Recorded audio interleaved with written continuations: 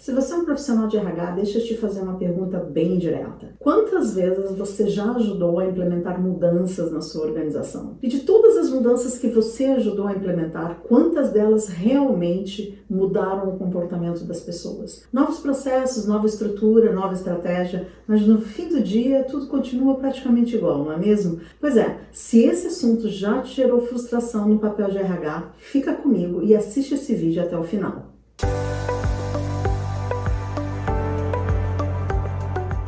Olá, eu sou Denise Cardoso e esse é mais um vídeo que compõe a série das 6 competências do RH do futuro, que é a base do meu programa de mentoria para profissionais de RH. E hoje eu vou falar do que é ser um RH campeão da mudança, que para mim é uma das competências mais importantes para qualquer RH que vive num contexto de mudanças constantes, que apoia líderes, que comunica transformações e que muitas vezes sente que a mudança não se sustenta no dia a dia. E eu gosto sempre de começar essa conversa fazendo uma provocação, porque quando a gente fala de ser um RH, agente de mudança, né, o campeão da mudança, que é uma expressão vinda do Dave Urich, que é o pai, né, dos RHs estratégicos e dos RHs do futuro, muita gente ainda imagina a implementação de grandes programas, metodologias muito complexas, consultorias caríssimas. Mas a verdade é que hoje as organizações elas não mudam mais da mesma forma como se mudava há 15 ou 20 anos atrás. O mundo mudou muito. Então, hoje nas organizações, a mudança não é mais apenas um projeto com um começo, meio e final.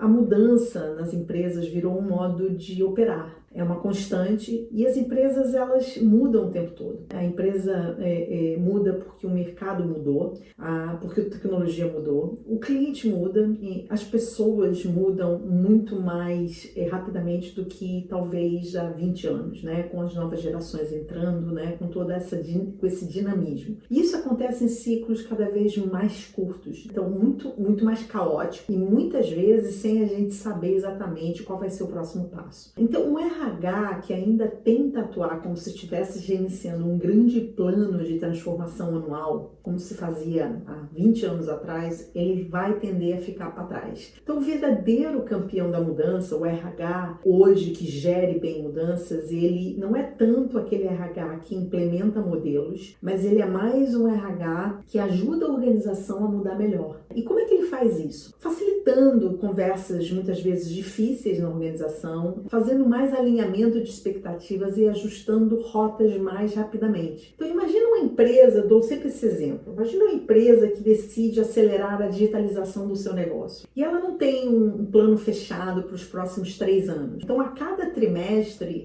novas ferramentas vão entrar, novos processos provavelmente vão mudar e ela vai ter as suas prioridades muitas vezes revistas. O que um RH campeão da mudança ele faz nesse contexto? Ele não tenta criar um grande programa de mudança, ele vai atuar mais no dia a dia. Então ele chama os líderes para conversas curtas e mais até diretas e levanta questões. Como é que essas mudanças, ou com essas mudanças, o que realmente muda ou está mudando na forma como vocês estão cobrando os resultados de equipe? O que está deixando de ser prioridade? Onde as pessoas estão mais inseguras? E a partir dessa leitura, o RH ajuda a alinhar expectativas, ajustar metas, definir critérios de desempenho e cria espaços rápidos de escuta e mais feedback. Ou seja, não é uma grande transformação desenhada no papel, é mais um conjunto de pequenos ajustes que são contínuos e que fazem a mudança acontecer de verdade. Então, muitos profissionais de RH me perguntam assim, poxa, Denise, então aonde é que a gente está falhando, né? Porque parece que a gente nunca acerta, né? E parece que o RH tem muita dificuldade de ajudar nesse processo de mudança como um protagonista da mudança. E a verdade é que muitos RHs sim continuam talvez derrapando em alguns erros que eu considero que são erros mais capitais na gestão da mudança, principalmente nos tempos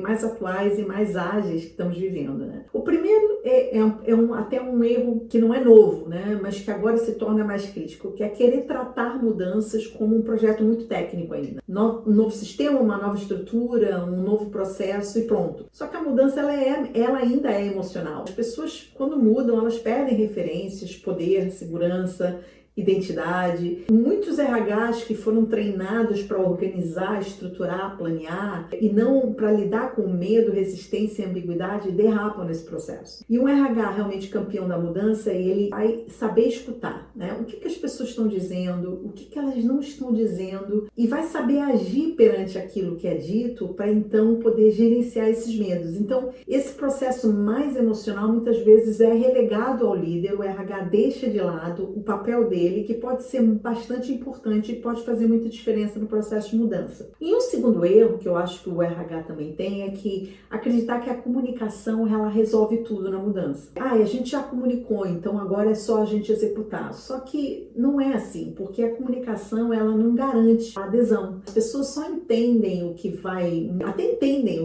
o que vai mudar, mas elas muitas vezes não entendem o que isso muda para elas no dia a dia, né? Então aqui entra uma soft skill que eu acho que é fundamental no RH que gera a mudança, que é a capacidade também de ter uma empatia estratégica, ouvir e dar forma à mudança para poder decidir melhor. O que nessa mudança está mais preocupando as pessoas? O que está parecendo pouco claro? O que se não mudar vai sabotar essa iniciativa? Então essas perguntas elas servem para mapear os riscos reais da mudança, e a partir dessa leitura o RH ajuda a liderança a ajustar a rota, a clarificar expectativas do papel, a redefinir prioridades, a ajustar prazos e até mudar a forma como a mudança está sendo conduzida. Então, se, por exemplo, várias pessoas dizem eu não sei bem como é que eu vou ser avaliado nessa nova estrutura, vamos imaginar que estamos falando de uma mudança de estrutura. O problema não é a comunicação, é a ausência de critérios mais claros, né? E aí o RH, ele pode levar isso para a liderança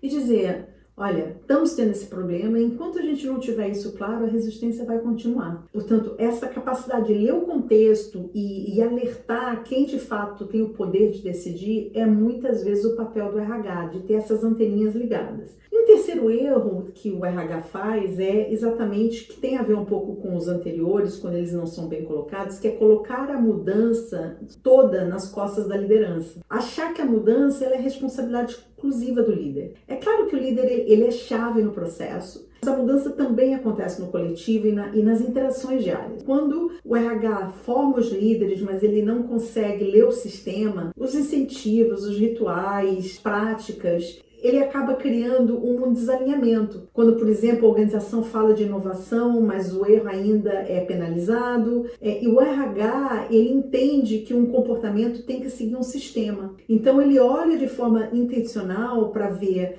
se aquilo que a gente está defendendo na organização está traduzido dentro do sistema de práticas que geram um alinhamento e uma coerência, porque se o discurso muda, mas as práticas não, a organização não vai mudar. Então, eu deixo aqui para os RHs, né, um resumo de 4 dicas estratégicas para os RHs que querem ser verdadeiros campeões da mudança, que querem melhorar o seu poder de influência em processos de mudança. A primeira dica é assim: vocês atuarem mais como facilitadores do que como donos da solução. Conseguirem criar espaços de conversa, de reflexão, de alinhamento da liderança. E depois também, uma segunda dica é vocês serem capazes de ajudar os líderes a traduzirem a mudança em comportamentos observáveis. E sair um pouco daquela coisa abstrata do temos que ser mais colaborativos para coisas mais concretas, né? Como, por exemplo, como é que a gente vai decidir junto? Como vamos discordar melhor? E também